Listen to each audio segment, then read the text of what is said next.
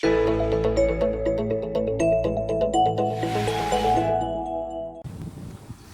everyone. I would like to dedicate this week's Parsha Shiur in memory of Tova Rhein, the beloved wife of Rabbi Rhein, our Mashgiach Ruchani, who passed away just last night.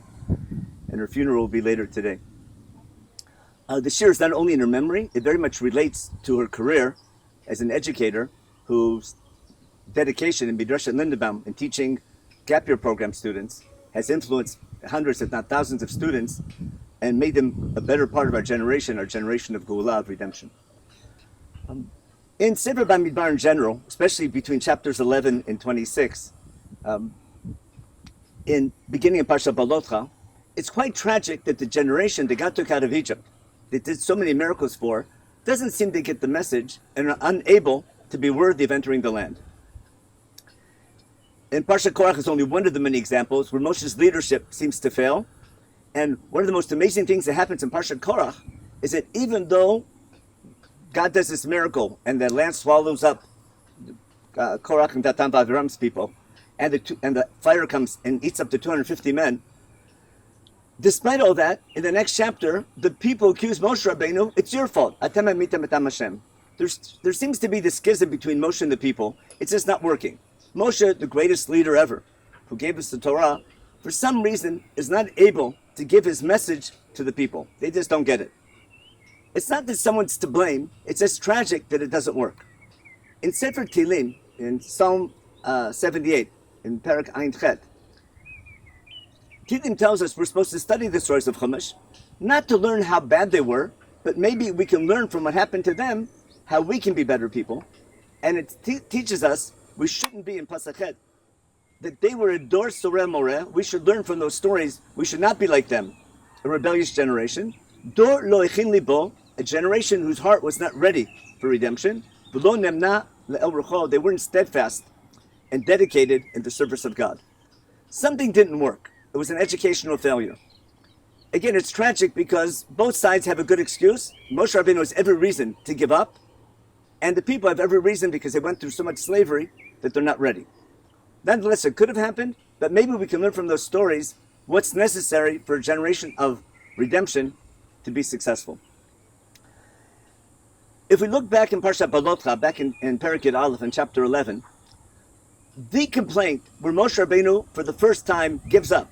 Instead of turning to God and respecting the people's complaint, and turning to God and saying, help the people, they're in need. This time, when the people are asking for food, he gives up. He tells God, I'd rather die than lead. What was the complaint? Had they had no food at all, that's a legitimate complaint. Here they have food, but they want better food. Or like they say in yeshiva, they don't like the yeshiva food, they want to go out to eat. Again, if there's no food, they have the right to complain. But the manna wasn't good enough for them. Now, if you know students, when you understand education, sometimes food is a way to get to people. Sometimes leaders, great rabbis, don't appreciate that sometimes young people need to go out to eat. And sometimes they need to do something that's more normal. And it's interesting, the word basar, the people want basar, they want real meat, and finally God supplies them with real meat. Now, they're supposed to eat it properly, not to overindulge. But those who overindulge learn the hard way. But the understanding that there's a need for leadership to understand the needs of people and to work with them is something which is quite difficult. God's answer to Moshe Rabbeinu back in chapter 11 was very interesting. God told Moshe Rabbeinu, indeed, you need assistance, but it's not your job to pick 70 leaders. God tells Moshe Rabbeinu, you pick 70 anashim asher yadata ki hem zikneam b'shotrav. People who already show leadership ability. People who the nation already sees as their leaders. You take them, invite them, and share your leadership with them. Take your ruach and share your ruach with them. Not to take away from yours, but share what you have. As Chazal saying, like with the candle, that you can take ner lechad, the ner lemea, a candle for one is a candle for 100. You can take your leadership abilities and share it with them, and maybe work from the bottom up. What was missing? In this week's parsha, when Moshe Rabbeinu turns to God, after God says, let me wipe them all out, let me destroy this Edah, this terrible congregation, and make a nation out of you and Aaron, maybe. Moshe turns to God and says as follows, Elohei haruchot l'chol basar, ha'ish echad yechtav al kol edat tiksof. Instead of just turning to God he gives God an appellation, Elohei HaRuchot L'chol Basar, the God of Ruach, of wind, for all meat, or for all flesh. Very difficult to translate. Should the entire congregation be punished for the bad leadership of a few?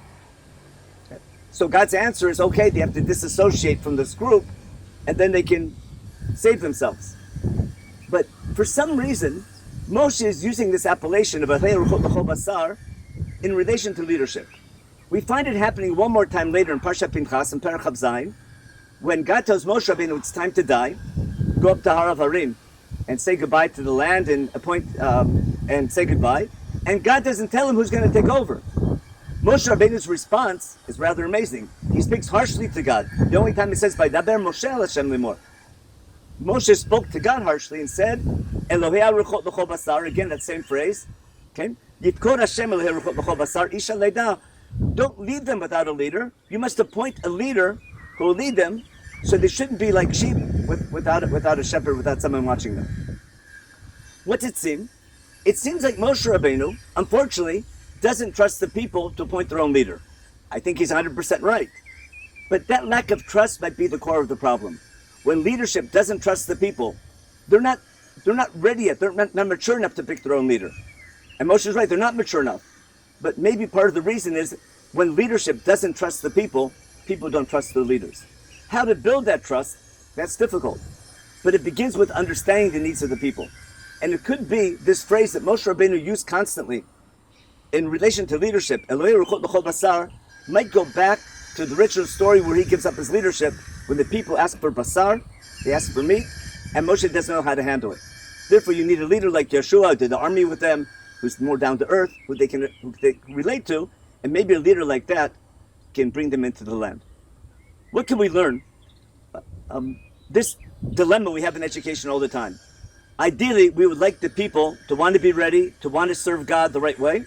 We give them different challenges so they learn to want to be God's people. But if we raise our expectations too high, people can't live up to it. If we keep our expectations too low, we won't be ready either. How to find the balance between the ability to relate to human needs, the need to have meat, the need to eat, to go out to eat sometimes, but to translate that to a religious experience, like any Hasidic Rav knows. If you want to get to your Hasidim, have a tish, serve them some meat, some gefilte or something, and then speak to them. Understanding the needs, the basic needs of people in education, and with that to grow into religious leadership, a nation ready for redemption, that's the key. That was part of the tragedy of the failure of the first generation.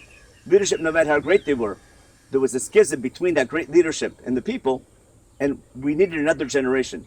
Hopefully in our own generation, with good leaders and teachers like Tova Rhein herself was, and Rabbi Rhein, should live for many more years. Hopefully our generation can prepare itself for redemption that will be complete and ideal. Shabbat Shalom.